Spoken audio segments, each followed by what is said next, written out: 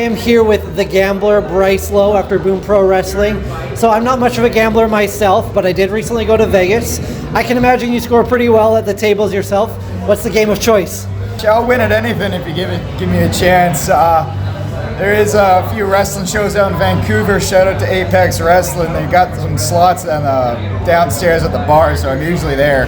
But no, I quite like Texas Hold'em or Blackjack, whatever the dealer's choice at that point. Sounds good. So where did the gambler name come from?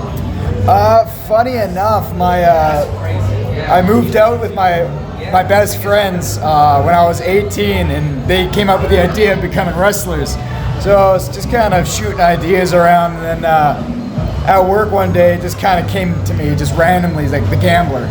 Okay, and I mean, my mom taught me how to play poker at a very young age, so it just kind of fit hand in hand with that. It makes a little bit of a fun character to play as well. You're throwing cards at people in the stands. You can have a little bit of fun with it. So you've become a bit of a staple in the BC scene. What you mentioned, Apex, Boom Pro Wrestling here. Why do you feel promotions are booking you so often now? I honestly feel it has to do with the gimmick. Like, there's a lot of wrestlers that come up that are just going by names. And, you can only get so much out of John Smith, number 87, Mr. White Meat Babyface. You need to have a little bit of an edge to yourself. So I think the gambler really succeeds in doing that. Absolutely. So you probably built a little bit of your character during your training. You trained at Lionsgate Dojo. You've done a little bit of sessions with Speedball Mike Bailey, Veda Scott. Talk a little bit about your training at Lionsgate and things like that. Holy shit, you did your research on this. So I started training August of 2021. I believe it took me 8 months before my first match, which was just a school show within the dojo walls, and then a little bit after a year, my first match was with All Star Wrestling. Yeah, a lot of people don't realize just how hard this shit is, if I'm being honest. There's a stigma around wrestling, especially with the MMA community and the MMA fan base of like, oh, it's, fake or whichever. But if you look at it less as a competition and more of a performance, I believe you'll get more of enjoyment out of it. And training and whatnot has really showed me that is the way you should look at professional wrestling as a whole. What was the most enjoyable part, and what was the hardest part of training? The hardest part, honestly, is just how goddamn nervous you are around coaches that have been wrestling for like 15, 16 years almost.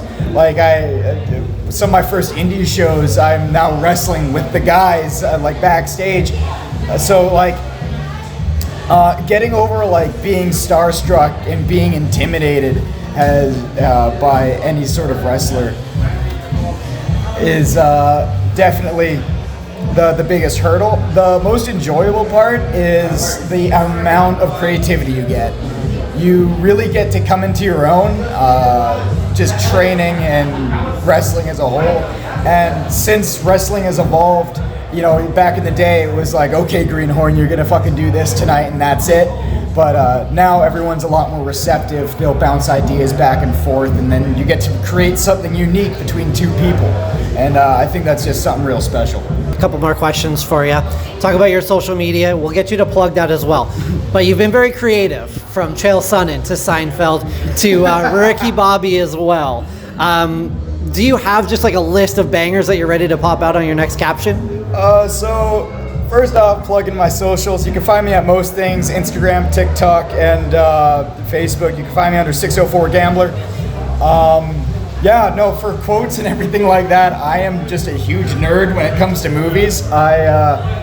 That's where a lot of the inspiration comes through. I'm just a huge cinephile, admittedly. So if I can think of a quote and it makes me laugh, it's probably going on my social media. Yeah, I saw a couple of Ricky Bobby ones on there that made me chuckle, so successful on your end. Lastly, plug any of your upcoming matches that you have. Upcoming matches, November 23rd, also for All Star Wrestling. They are starting to run more and more consistently, and just in general, pro wrestling in BC has kind of, no pun intended, taken a certain boom of its own where it has been expanding rapidly ever since I started. So if you can, check out any local shows you can and help support us and the boys. Thanks so much for your time.